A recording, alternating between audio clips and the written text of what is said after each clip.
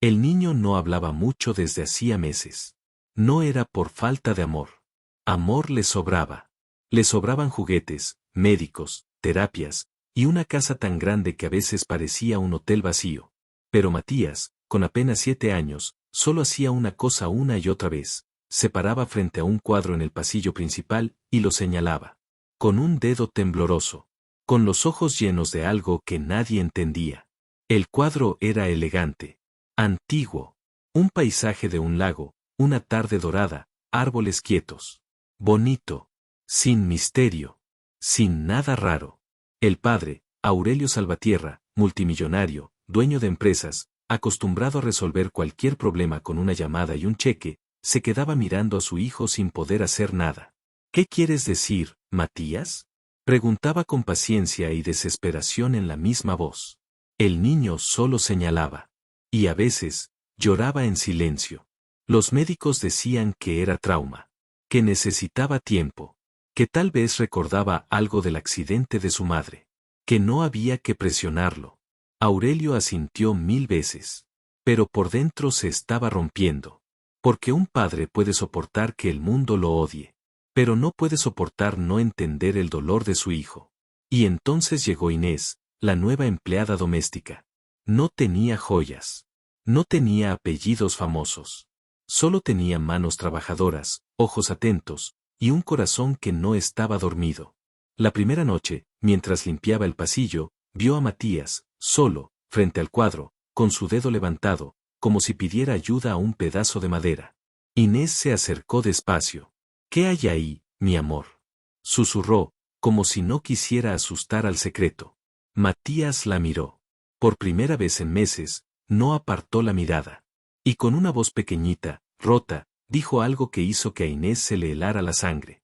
Está detrás. Aurelio Salvatierra era el tipo de hombre que siempre tenía el control. Su casa en la colina tenía cámaras, guardias, mármol en el piso, y una vista que parecía comprada. Su traje costaba más que el sueldo anual de muchas personas. Su agenda estaba llena de reuniones y números. Pero desde que murió Valeria, su esposa, Aurelio ya no controlaba nada. El accidente había pasado una noche de lluvia. Valeria conducía con Matías en el asiento trasero. Un camión se cruzó. Un golpe. Un grito. Una oscuridad. Valeria no sobrevivió. Matías sí, pero volvió distinto. Como si una parte de él se hubiera quedado en esa carretera. Los psicólogos entraban y salían. Las niñeras duraban poco. Unas por miedo, otras por cansancio. Matías no gritaba, no hacía berrinches. Era peor, se apagaba. Comía poco. Dormía mal. Y lo único constante era esa obsesión con el cuadro del pasillo. Aurelio pensaba que tal vez era culpa. Tal vez era un recuerdo. Tal vez era una forma de decir, ahí fue donde todo cambió. ¿Pero qué podía tener un paisaje pintado? Cuando contrataron a Inés, Aurelio ni siquiera la miró bien. Le bastaba con que fuera discreta y eficiente. Inés tenía 28 años, ropa sencilla y una mirada que no se rendía. Había trabajado en casas ricas antes, y sabía lo que escondían, silencio, soledad y secretos bien guardados. El primer día, Inés notó algo raro. Matías caminaba por la casa como una sombra, pero se detenía siempre en el mismo lugar. Frente al cuadro. Señalaba y se quedaba quieto, como esperando que alguien hiciera lo que él no podía. Inés no era doctora, pero conocía ese gesto. Lo había visto en niños que no tenían palabras para su miedo. Esa noche, mientras Aurelio hablaba por teléfono con un socio, Inés encontró a Matías otra vez, solo en el pasillo. Se agachó a su altura. ¿Te gusta ese cuadro?, preguntó. Matías no respondió. Señaló otra vez. Con urgencia. Con necesidad. Inés miró el marco. Estaba un poco torcido. Nada grave. Pero el niño no señalaba el lago pintado, señalaba la esquina inferior. Como si el cuadro fuera una puerta. ¿Quieres que lo arregle?, dijo Inés. Matías apretó los labios. Sus ojos brillaron. Y apenas, casi sin aire, dejó salir. Está detrás. Inés sintió un nudo en el estómago. Se levantó lentamente. Tocó el borde del marco. Era pesado. Demasiado pesado. En ese momento, una voz fría sonó desde atrás. No toque eso, dijo Aurelio, llegando al pasillo. Inés se giró, sorprendida. Aurelio la miraba con tensión, como si ese cuadro fuera algo más que decoración. Matías bajó la mano, pero sus ojos seguían gritando lo mismo. Aurelio respiró hondo y cambió el tono, fingiendo calma. Ese cuadro es antiguo y frágil. Déjelo así. Inés asintió, pero por dentro supo una cosa. Si un padre millonario le tenía miedo a un simple cuadro, entonces no era un simple cuadro. Los días siguientes, Inés intentó obedecer, pero Matías no la dejaba. No con palabras, sino con su presencia. Cada vez que ella pasaba por el pasillo, él aparecía. Pequeño, silencioso, y con ese dedo apuntando al marco como una alarma. Inés empezó a observar detalles. El cuadro estaba colgado un poco más bajo que los demás. El polvo alrededor era distinto, como si alguien lo hubiera movido recientemente y luego lo volviera a colocar con cuidado. Y lo más extraño, cuando el viento entraba por la ventana cercana, el cuadro vibraba, como si detrás hubiera un hueco.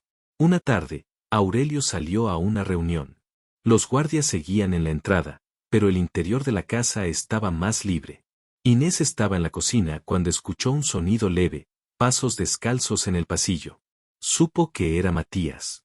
Lo siguió y lo encontró ahí, como siempre, frente al cuadro. Matías, susurró. ¿Qué hay detrás? El niño la miró. Tragó saliva. Sus manos pequeñas temblaban. Y entonces hizo algo nuevo. Tomó la mano de Inés y la acercó al marco. Inés sintió el frío de la madera. Luego, una pequeña irregularidad, como un tornillo mal puesto. Empujó suave. El marco crujió apenas. Matías soltó un gemido ahogado, como si le doliera. No, murmuró. Él se enoja. ¿Quién? Preguntó Inés, sintiendo que el aire se hacía pesado. Matías no respondió. Solo miró hacia las escaleras, como si temiera que alguien bajara. Inés no sabía qué hacer. Si aquello era una travesura, podía causar un problema. Pero si era algo serio, tal vez estaba dejando a un niño atrapado con un miedo que nadie quería ver. Esa noche, Aurelio cenó con Matías en silencio, revisando su celular. Inés sirvió la sopa y observó al padre. Aurelio parecía fuerte, pero sus manos temblaban cuando se creía solo. Cuando Matías señalaba el cuadro, Aurelio se ponía duro, como si recibiera un golpe invisible. Inés no aguantó más.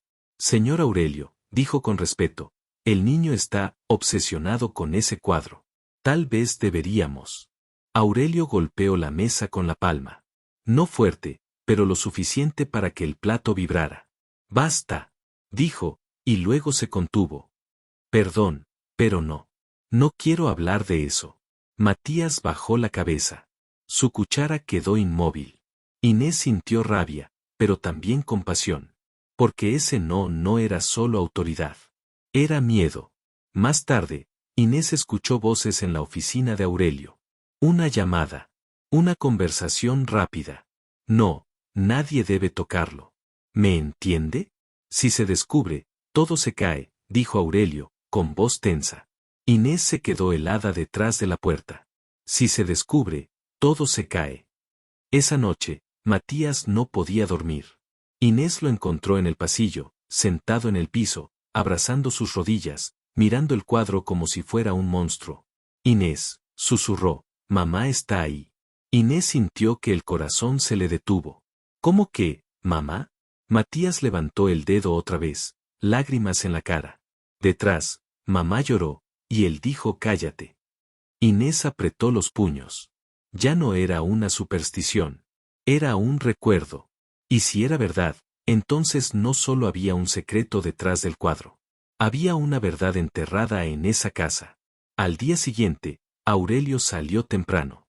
Inés lo vio desde la ventana subir a su auto con prisa, hablando por teléfono.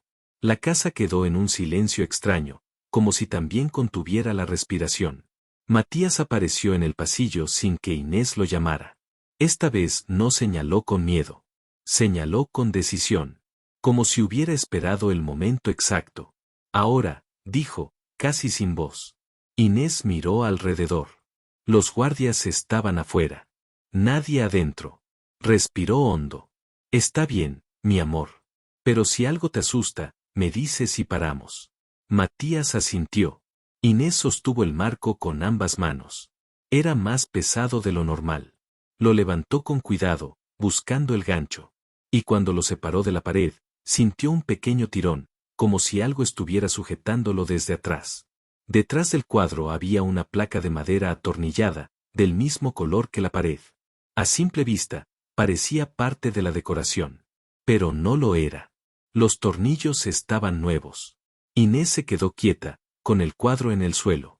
Matías respiraba rápido. Abre, susurró él. Inés buscó una herramienta. En el carrito de limpieza tenía un destornillador pequeño. Volvió con él, y con manos temblorosas empezó a aflojar los tornillos. 1, 2, 3. A cada tornillo, Matías cerraba los ojos, como si reviviera algo. Cuando la placa finalmente se soltó, cayó un poco hacia afuera. Y detrás. Había un espacio hueco. Un escondite. Un compartimento secreto dentro de la pared. Inés acercó la linterna del celular. Y entonces lo vio. Un objeto pequeño envuelto en tela, un teléfono viejo, un sobre amarillento, y una foto doblada. Inés tomó la foto primero. Era Valeria, sonriendo, con Matías bebé en brazos. Pero detrás de la foto, escrito con letra firme, había una frase. Si algo me pasa, no fue un accidente. Inés sintió que las piernas le fallaban. Matías señaló el sobre. Inés lo abrió con cuidado. Dentro había documentos, copias de cuentas, una carta y un pendrive. En la carta, Valeria escribía: yo lo sé. Sé lo que Aurelio hizo con los contratos. Sé quién pagó sobornos. Y sé que cuando le dije que iba a denunciarlo, me miró como si yo fuera un problema que se puede borrar. Inés tragó saliva. Era una confesión. Y entonces tomó el teléfono viejo. Estaba apagado. Pero había una nota pegada con cinta. Audio 14, guardado. Inés apretó el botón. Nada. Sin batería. Corrió al cuarto de servicio, buscó un cargador viejo compatible. Lo conectó. Pasaron minutos eternos. El teléfono encendió con un sonido débil. Matías estaba detrás de ella, agarrando su falda. Escucha, dijo él, como si esa palabra fuera la llave de todo. Inés encontró la carpeta de audios. Audio 14. Su dedo tembló al presionar play. La voz de Valeria llenó el cuarto, clara y desesperada. Aurelio, por favor. Matías está aquí, no lo hagas. Luego, la voz de un hombre. No gritaba. Eso era lo peor, estaba tranquilo. Nadie te va a creer, Valeria. Y si hablas, no solo pierdes tú. Un golpe. Un sollozo. No. Gritó Valeria. Matías, corre. Y entonces, la voz del niño, pequeño, asustado. Mamá. Inés se tapó la boca para no gritar. Matías empezó a llorar, pero no como antes. Era un llanto de alivio, porque por fin alguien escuchaba lo que él había cargado solo. Inés miró a Matías, luego al teléfono. Y entendió la verdad horrible. Valeria no murió por accidente. Y Matías lo había visto, y lo había guardado detrás del cuadro. Inés sabía que estaba en peligro desde el momento en que escuchó ese audio. En esa casa, la riqueza no era solo lujo. Era poder. Y el poder, cuando tiene miedo, se vuelve cruel. Matías estaba temblando, abrazado a ella, mientras el teléfono seguía en su mano como una bomba. ¿Él hizo eso?, preguntó Inés, y le dolió decirlo. Matías no respondió con palabras. Asintió despacio. Y ese gesto fue como una sentencia. Inés respiró profundo. Tenía dos opciones: callar y seguir limpiando, como hacen muchos, o proteger al niño, aunque eso le costara todo. Aurelio regresó esa tarde más temprano de lo usual. Entró por la puerta principal y, al ver a Inés en el pasillo, frunció el ceño. ¿Qué haces aquí?, preguntó. Inés intentó mantener la calma, pero el corazón le golpeaba fuerte. Matías, quería mostrarme algo del cuadro. El rostro de Aurelio cambió. No fue rabia al principio. Fue pánico. Un pánico que se disfrazó de dureza. Caminó rápido hacia el pasillo, vio el cuadro ligeramente movido y la pared, y se quedó helado. Sus ojos buscaron a Matías como si quisiera borrar su existencia. ¿Lo abriste?, susurró, con voz baja. Inés se interpuso. No le hable así. El niño ha estado señalando ese lugar por meses. Él sabe cosas. Aurelio apretó la mandíbula. No sabes con quién estás hablando. Sí lo sé, dijo Inés, sacando el teléfono con el audio. Y ahora usted también sabe que yo lo sé. El silencio fue brutal. Matías se escondió detrás de Inés. Aurelio dio un paso hacia ella, y por primera vez Inés vio al verdadero Aurelio, no el empresario elegante, sino un hombre acorralado. Dame eso, ordenó. No, respondió Inés. Esto no se queda aquí. Esto, es la voz de su esposa pidiendo ayuda. Aurelio tragó saliva.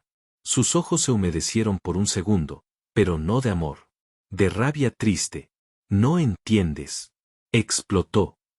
Yo hice lo que tenía que hacer para proteger lo nuestro.